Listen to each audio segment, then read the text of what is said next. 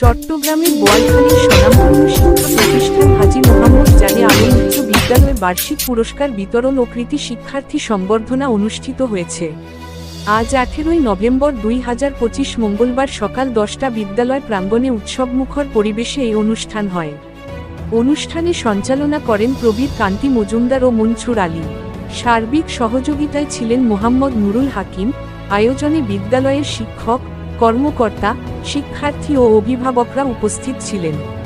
অনুষ্ঠানে সভাপতিত্ব করেন শাহিদা শারমিন এবং প্রধান অতিথি হিসেবে উপস্থিত ছিলেন বোয়ালখালী উপজেলা মাধ্যমিক শিক্ষা কর্মকর্তা সালমা ইসলাম।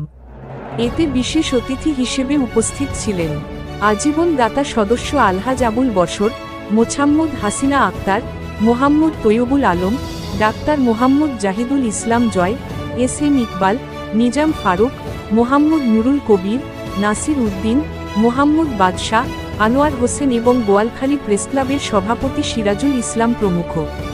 বিদ্যালয় কর্তৃপক্ষ জানায়, প্রতি বছরের ধারাবাহিকতা এবারও কৃতি শিক্ষার্থীদের হাতে পুরস্কার তুলে দিতে পেরে আমরা অত্যন্ত আনন্দিত।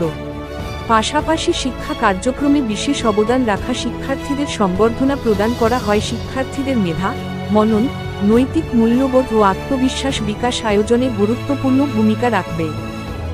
আমার বিদ্যালয়ের প্রধান শিক্ষক এবং আমার বিদ্যালয়ের সম্মানিত শিক্ষকবৃন্দ এবং আমার প্রান্তীয় শিক্ষার্থীরা এবং আমার এলাকার উপস্থিত সকল সম্মানিত ব্যক্তিবর্গকে আমার পক্ষ থেকে বিদ্যালয়ের পরিচালনা কমিটির সভাপতি শাহিদা শারমিন, আমি আপনাদের সাথে এই অনুষ্ঠানে উপস্থিত হতে পারে অত্যন্ত আনন্দিত।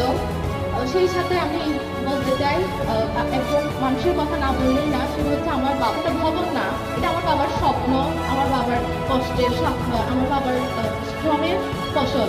তো তিনি সবসময় নিজের কথা ভাবার আগে মানুষের কথা ভাবত। এই বিদ্যালয়ে যখন একটা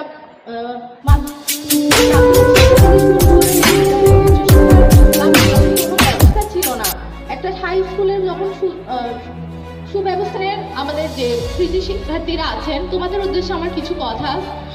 আপনারা এখানে অনেকে আছেন 2016 ব্যাচ থেকে শুরু করে এখন পর্যন্ত অনেক ব্যাচ আমাদের স্কুল থেকে